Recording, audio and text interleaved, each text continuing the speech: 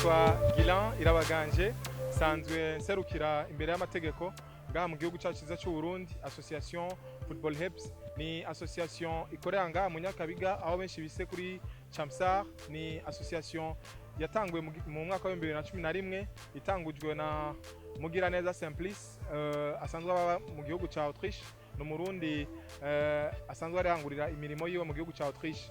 Ni association itunganya higanwa y'imigwi 16 tukongera tugashobora gukora ibikorwa by'isuku rimwe mu kwezi. Ivyo bikorwa tubikora nganye mu gisagara cyacu cyiza cya Bujumbura mu makartier atandukanye agize kino gisagara cyacu cyiza cya Bujumbura. Ni association iprima abana bigenjeje neza iyo duhejeje championnat. Mumva ko dukora championnat imwe abari ndende itwara amezi 11 mu kwezi kwa 12 no dushobora kugira final, tukongera tugatunganywa na evenement yo gusangirira hamwe umwaka twita Kids Party. Ni association imaze gukora byinshi, imaze kuramura benshi, ni association imaze ko impactinga abana benshi. Ahantu bavuga nka bamwe basanzwe bari muri equipe nationale, nohera nko kuri Jonathan Ahiman aho yatanguriye gukina muri Association Football Helps, mahiganwa yatunganywa na Association Football Helps. Hariho na Yusufu Nyange, hariho n'abandi benshi batashoboye kumenyekana ariko bagiye barafashwa guteza imbere impano zabo zerekana gukina umupira w'amaguru n'iri shyirahamwe sanzwe serukira ngaha imbere y'amategeko.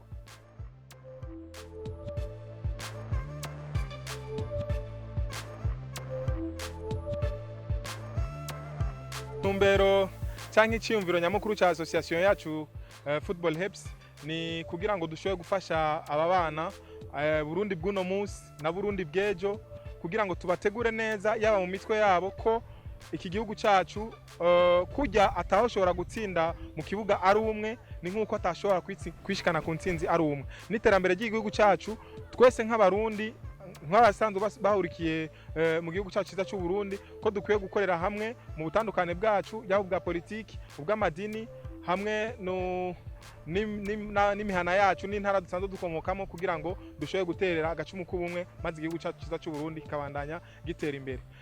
Ni association amafete tugenda turatunganya mu mpera z'umwaka, ni kugira ngo ibi bibondo tuko turafasha no seulement ntibahurire kuri terrain ariko bahurire n'ahandi hantu hanze ya terrain. Murabona ko mugerageje kubiraba ko n'abana bakina buri kwa gatandatu no kwa Mungu, bakongera akagira entraînement mardi jeudi mu ma équipe 16, ama équipe ane arashobora kugira entraînement mardi jeudi ngaha nyene kuri Chamsar. Donc turabakura mwuko kwama bari muri terrain bagahurira ahandi hantu bagafungura bagatwenga bakiyumva namwo bakagira bwa bucuti bagakundana, mbere twashobora no kubaronsa inyigisho zo kubakundisha igihugu cyacu cyiza cy'u Burundi. Ego hama intumbero nayo nyamukuru twama dukora ibikorwa by'isuku.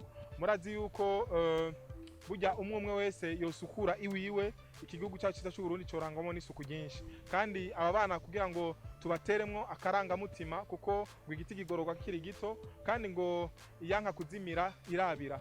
Donc dushaka yuko aba bana muri kazoza kabo bazoba ari abana bakunda igihugu, abana bakunda umupira, abana biga, abana bazoshobora kwiteza imbere bafashijwe n'impano yabo isanzwe iri muri bo. Association Football Helps navuze ko ikorera ngaha mu Nyakabiga kuri Chamsar, ariko kandi turakorera no mu ntara ya Ngozi muri commune Mwumba, turakorera no mu ntara ya Bujumbura muri Kabezi, aho muku kwa gatatu tugiye gutangura ihiganwa rizoberayo rizohuza imigwi 10.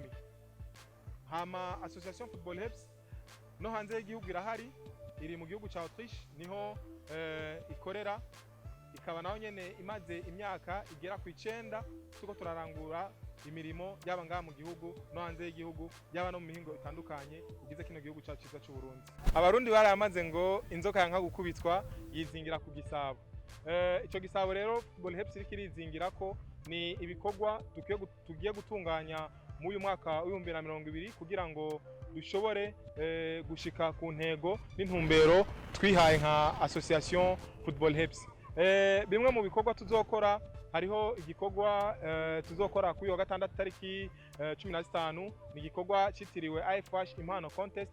Murabona ko aba bana nubwo bakina umupira w'amaguru benshi n'abana baba basanzwe bari mu myaka iri munsi ya 15.